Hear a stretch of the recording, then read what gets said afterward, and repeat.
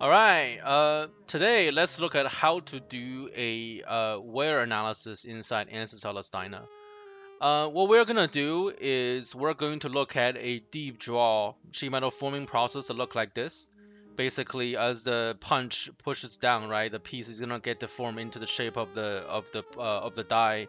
But as you can see, this interface right here, where the piece is undergoing a lot of pressure and also sliding against the die, there you're gonna see a lot of wear on the die itself over time, right? And that's the idea. So how can we predict the wear in a model such as this, where we have a essentially sheet metal forming simulation that has been done?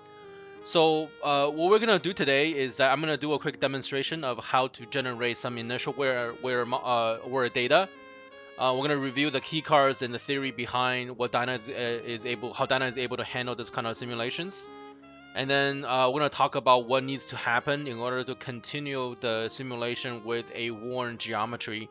Because what we wanted to do, sort of as a part two of this video, right, is to be able to predict as this filler here worn out over time, how is the simulation, how is the model gonna behave differently, and how is that gonna affect the wear history over time.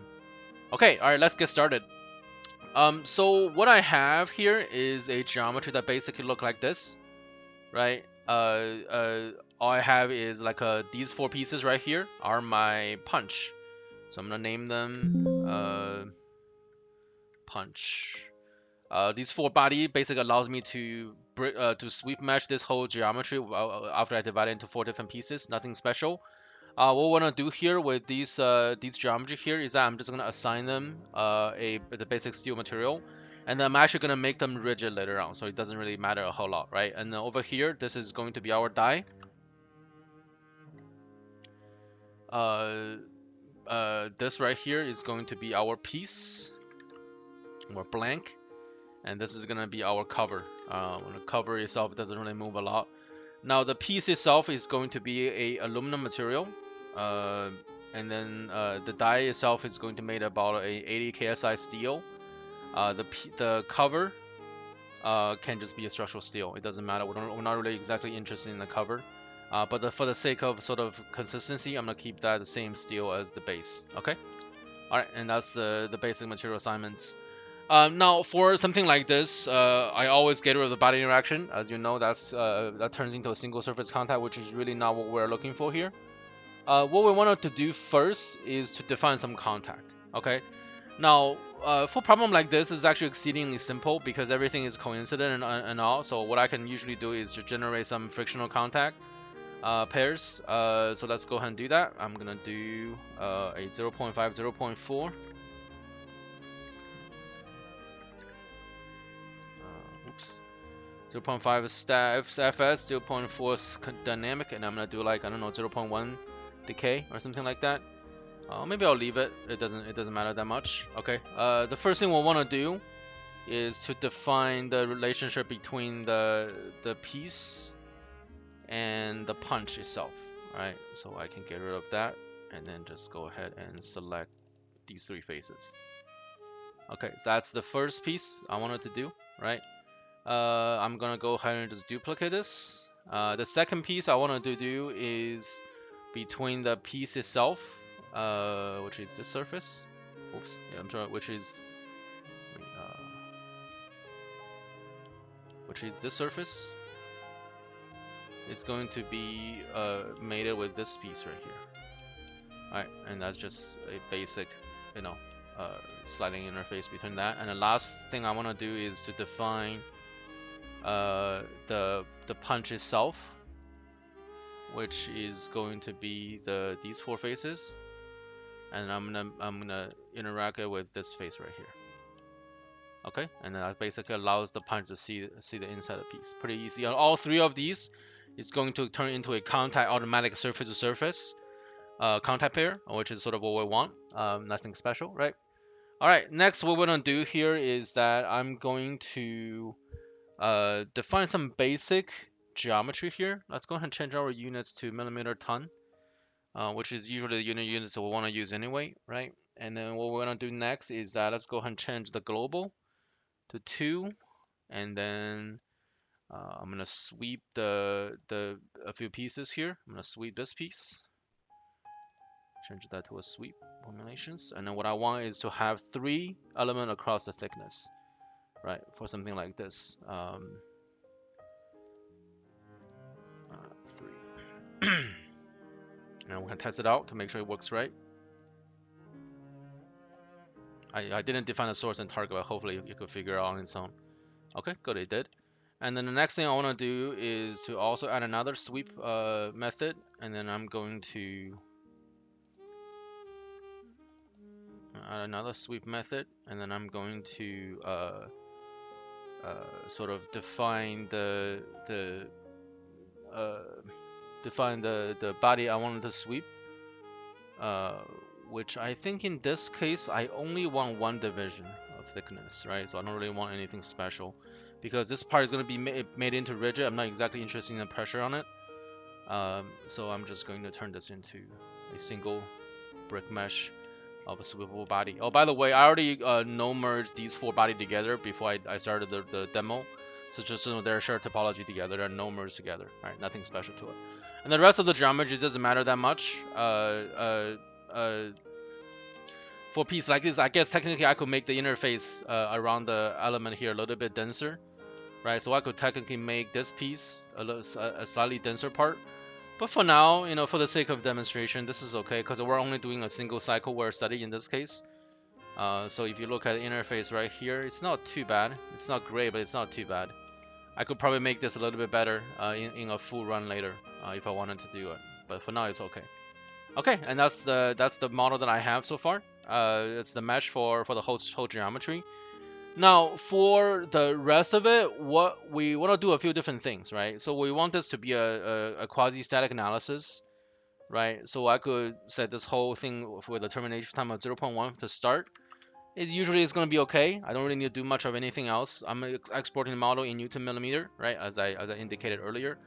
Now, a couple different things we want to do first, right? So first thing we want to fix the tool itself. So the outside of the surface and the inside of the surface and the top of the surface is going to be fixed together, because I basically, these 2 pieces, in reality they will apply a pressure on this piece, but for now what I wanted to do is just to constrain the inside piece so you can only slide with some coefficient of friction, but it cannot sort of separate, and that's what I wanted to accomplish first, right? That's the first step. The second step is I want to go ahead and turn these body into rigid bodies. The best way to do that is to use something called an explicit body, right here. So what this explicit body does is that if you put all 4 of them into this explicit body, it's going to actually turn one of them as a main body and the other 3 as follower bodies, which in this case is exactly what we wanted, because we have 4 different bodies, but they are really part of the same body, right? So when I'm using the explicit body, explicit rigid body is going to turn, let's say, this one into the main body, and the other 3 is going to follow it, which is what we wanted. And also they're going to share the same inertia and the mass of the geometry, which is also what we wanted. Okay, and this effectively turns the geometry into a rigid body. What we want to do next is let's go ahead and constrain that rigid body, or these rigid bodies, such that they're only allowed to move in the x directions, which is in the punch movement directions. And lastly, we're gonna drive the movement of the rigid body with the CNRB, with the constraint nodal rigid body, which is through these four surfaces. Okay, now with these 4 surfaces, I'm going to say, hey, this thing is gonna move by about 1.5 inches from up and down in this direction right here, right?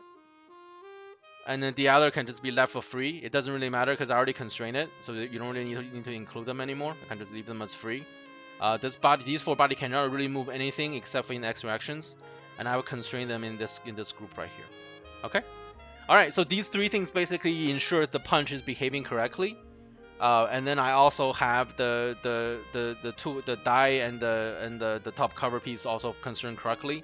Now, as I generate the model, you can imagine this is a pretty simple model to run. This is just going to come down and then deform the piece, as you can see here, right?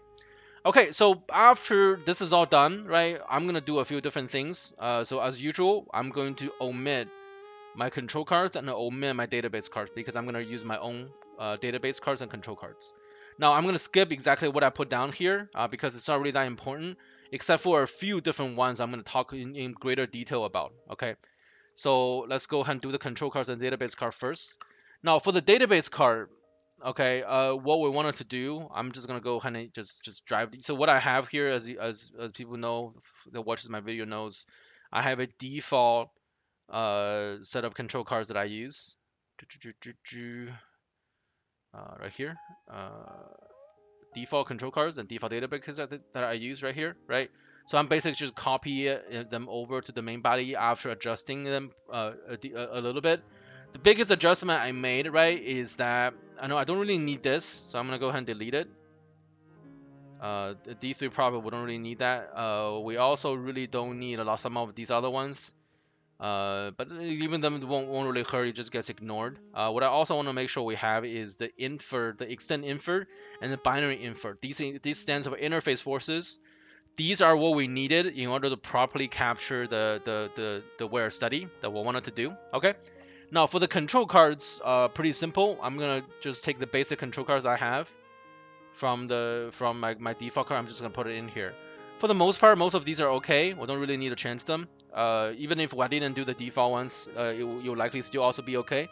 So for now, we'll leave these on as the way it is.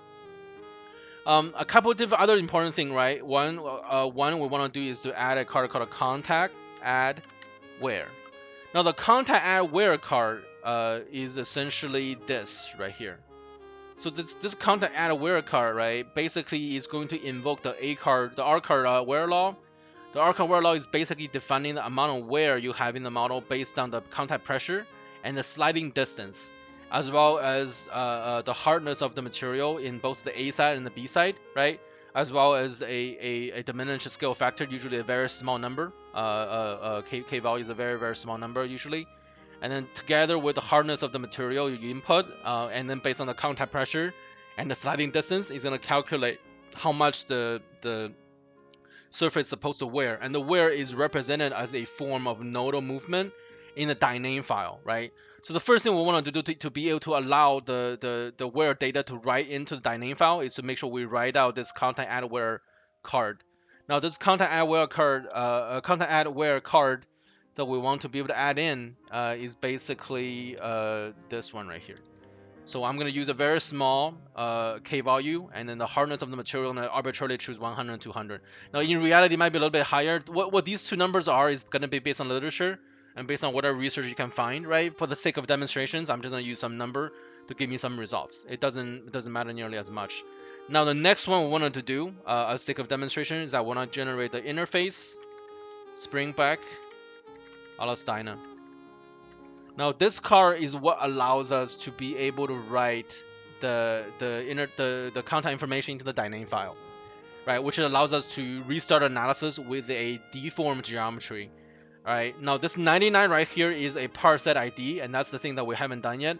So I'm gonna go ahead and select this piece. I'm gonna generate it, call this the part set 99, and this part set 99 is going to become a name selection with a name selection ID of 99. Okay, now once you do this, this is ready to go, right? You see this file type here, 3 stands for dyname file. I can set it to 0 as well, stand for basically ASCII file. The NCYC is basically number of wear cycles per run. So when we run this, we're going to be able to write out up to 1,000 cycle of data into the dyname file that we're going to be generating for the subsequent analysis. Okay. Now once we run this is basically good to go. I'm going to do a demo where draw. Okay. Now this demo file right here that I just generated, what we want to know about it is that I have to go in here and change one thing, which I couldn't do inside a preprocessor, which is that I have to make sure I change the SPR and MPR to 2 to get the data for it. Now, because I'm only interested in this component, and as you can see in the simulation, this component right here is the B part, is the slave part. I'm sorry, the master part. I just need to make sure I change this number to 2 to allow us to be able to write the data into the dyname file. Okay, I'm going to save it. And now this model is basically ready to solve. And as you can see, once it's ready to solve, you're going to get a look that look like this. and then we'll be able to post-process this, right? To look at, say, for example, if I open the interface file, this is the interface pressure file, right? And then I can hide everything except for the master side of the interface, which is this piece right here. And then I can go ahead and turn off the section view. And you can see in here, what we can do here is that I can basically look at properties such as, wear depth. This is how much wear we have. It's a very small amount of wear because it's a hard material. I'm only drawing one time, right? This is how much wear you expect to see with a single cycle, and this is the wear depth. Or actually, I didn't actually have the wear distance shown here. So it's just the wear depth, which is okay. So you can see as the pressure increases in the simulation, right? So this thing is actually going to increase in the wear depth. So let me adjust the scales a little bit so you can see it better. All right, let's use a static scale, and then let's run it again. So you can see as the pressure increases, right, and slightly this increases, the work happens. And if you're confused by what you're looking at here, let's look at what happens on this side, right? On this side, as you can see, I need to turn on the section view again. Yeah, a second. Right, as you can see, it's sliding here. The pressure is high around here. So as pressure increases and the sliding distance increases, the wear number is going to go up, right? So if you pay attention to this and then compare that to this side, right, you can sort of see the wear increases over time based on the amount of pressure, based on the amount of sliding distance. And that's how the Archard, Archard wear model works. That is based on the pressure and based on the sliding distance of the model, right? Okay, now that's basic post-processing, right? So as you can see, what we need to make sure we do is that we use the interface spring back and the NCYC number to be able to write this file into a Dyname file. And then we want to use the contact. In the contact, I want to make sure that our SPR and MPR number is at 2 to allow us to be able to probe the wear data. And then we want to make sure we have the correct database info being written out, which is going to allow us to be able to sort of model wear and post-process it in LS Prep Post. And then this part, I didn't finish this part for the purpose of this video, right? But basically, as you can see, if you were to be able to continue the analysis again with a deformed geometry, you are able to basically figure out what happens when the first 1,000 run, how much are your die is going to wear, what happens after the second 1,000 run, what happens after the third 1,000 run. So after say 10,000 runs, we are able to actually predict not just how much has the die worn, but also how does the worn die affect the geometry of the piece that you're actually forming. And that's the power of the wear analysis inside LS-Dyna that we're able to do. Basically, we're able to take the Dyname file, right, a continuous analysis, and then take the deformed geometry in the subsequent run to allow us to be able to quantify the effect of a worn die on the geometry we're trying to form, right? And I'm gonna do this demonstration in the second part of the video because I couldn't exactly figure out. There's a small issue with my Dyname file that's not really working, so I'm not putting that into this video, right? I'm gonna do that as a second video for the wear study inside LS-Dyna. Okay, hopefully this is helpful, helpful information for you. Thank you very much. All right.